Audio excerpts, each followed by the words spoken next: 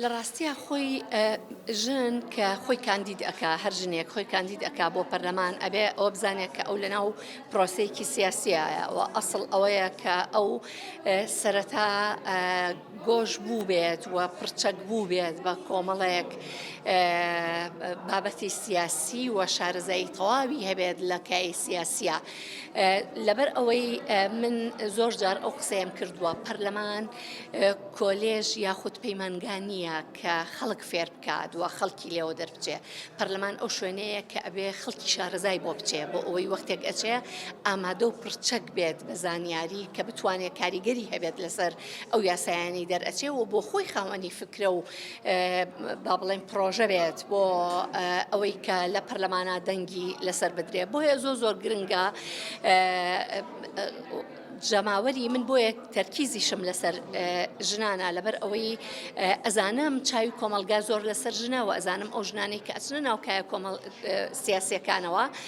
کاریگەری زۆریان ئەبێت لەسەر ئایندەی بەردەوامبوونی بەشداری ژنان لەو بوارانەیە. بۆیە زۆر گرنگە ژنان چەند جار زیاتر گرنگی بە تواناکانی خۆیان بن و گرنگی بە لێهاتوەکانی خۆیان بن و هاوکات لەگەڵیشیە دەنگدەر ئەوەندە هوشیاری هەبێت کە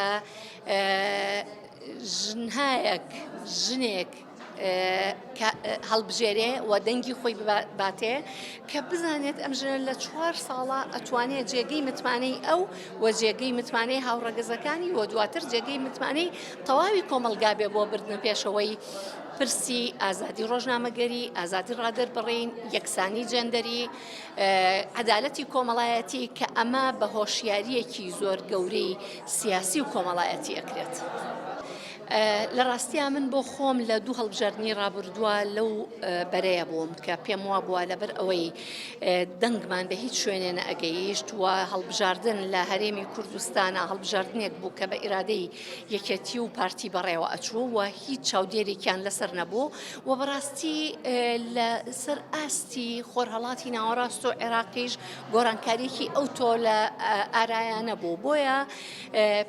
من بۆ خۆم پێم وابوو و بەشێکی زۆر لەو هاوڕێیانم کە بایکۆتمان ئەکرد پێمان وابوو کە بە بایکۆتکردنی ڕێژەیەکی زۆری دەنگدەر لانی کەم چاوی کۆمەلگای نێودەوڵەتی ڕائکێشی بۆ ئەوەی کە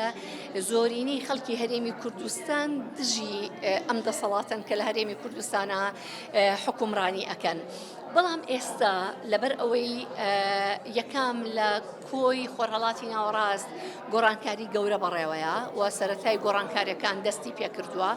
لە عێراقا بۆ خۆی گۆڕانکاری گەورە ڕوویداوە و ئەبینین لە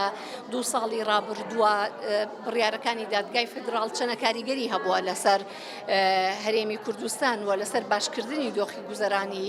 خەڵکی هەرێمی کوردستان کە ئەمە بەڕاستی بە بەردەوامی و ناڕزایەتی دەربڕینی و سکاڵا دەربڕینی خەڵکی ئۆپۆزیسیۆن و لایەنی ئۆپۆزیسیۆن لە هەرێمی کوردستانە ئەو بڕیارانە هاتوۆتە ئارا کەواتە دەواازەیەک هەیە بۆ گۆڕانکاری بە چاوگرتن لەم دەواازانە و لەم ئاسۆیانە ئەکرێ ئێمە دەنگی خۆمان بدەین بەو لیست و کەسایەتیانەی کە لە دەرەوەی حزبی دەسەڵاتن و لە دەرەوەی حزبی حکومڕانن و پێشم وایە لە کۆی زیاتر لە 1000 کاندید ئەتوانین کاندیدێک بدۆزینەوە کە لە ئاستی ئەو بەرپرسیارەتیا بێ. پێشم وایە کە ژمارەیەکی باشی لە پارتەکانی دەرەوەی دەسەڵات تایە کە لە ئاستی ئەو چاوەڕوانیا بن. بەڵێ لە ڕاستیە ئەکرێ بەوە ئێمە قەناعەت بکەین کە ئەو نائومێدیە و ئەو ڕقوکینەیە کە دروست کراوە دیسانەوە دەسەڵات لی بەرپرسیارە بە ئامانجی هێنانەدی ئەم دۆخەی ئێستا کە پێمان وایە باشترین چارەسەر ئەوەیە کە نەچینە سەر سندوقی دەنگدان یاخود دەنگ بە هیچ کەسێک نێن کە دوجار لە نەتیجەی هەموو ئەمانەوە ئێمە ئەبێ بە بەردەوامی با بڵێن گەڕانەوەمان هەبێت بۆ ئەو بڕیارانەی کە ئەیین. ئێمە لە چەند ساڵی لە چەند هەڵبژاردننی ڕابردووە کە بڕیاری بایکۆتمان ناوە ئەنجامەکەیان هەر بە بەرژەوەندی یەکێتی و پارتی بووە کەواتە لە نەتیجەیە ئێمە ئەگەینە ئەوەی کە یەکێتی و پارتی ئیشیان کردووە لەسەر ناومێدکردنی خەڵک لەسەر ئەوەی کە خەڵک وا لێ بکەن دەنگنەدان بە چارەسەر بزانێ بۆیە ئێمە ئەگەر بمانەوێت کۆتایی بە حکومڕانیەکی شکست خواردووی زیاتر لە 30 ساڵە بێنین ئەبێ ئێمە چەند هێزێکی تر بکەینە پارسەنگیان کە ئەو هێزانە بتوانن ئۆپۆزیسیۆنێکی بەهێز لە ناو پەرلەمانی کوردستانە دروست بکەن. لە ڕاستیە با بڵێن ئێمە ئەو دوو نمونەی زۆر وازەحن لە بەرچاومانێکیان ئەمەی تازە لە عێراق ڕوئیا بۆ هەموارکردنەوەی یاسای باریکەسێتی و ئەوەی تر ئەو هەوڵەی کە لە خولی پێشووی پەرلەمانە درا بۆ پەرلەمانی کوردستانە درا بۆ هەموارکردنەوەی یاسای بەرەنگاربوونەوەی تونند و تیژی خێزانی کە بینیمان ئەو خەڵکانەی ئەو پەرلەمانتارانەی کە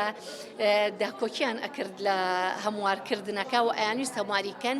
بە چ تونێلێکی تاریکە ئەیان بردووە ئەیانویست چۆن ئەو یاسایەوا لێ بکەن کە لە خزمەتی مانەوەی هەموو ئەو تونند و تیژیانە بێت کە لە ناو چوارچەوەی خێزانە بەرامبەر بەژن ئەکرێ بۆیە ئەمانە دوو نمونەی زۆر وازەحن کە ئێمە لەبەر چاومان دێەوە دەنگ بەوانە نێینەوە کە چ لەو خولەی پەرلەمانە ئەمجارە خۆیان کاندید کردوێتەوە و ئەیانویست ژنان ببەنەوە بەردەمی مەترسی تونند و تیژی خێزانی و هەم ئەوانەشی کە داکۆکی ئەکەن لەسەر ئەوەی کە ژنان لەم دۆخە چەقبەستووی ئێستایا بهێڵنەوە بۆیە ئێمە پێویستمان بە ژنانێکی ئازا هەیە بە پیاوانێکی ئازا هەیە کە لە خزمەتی بەرەومەدەنی بوونی کۆمەلگای کوردیا بن.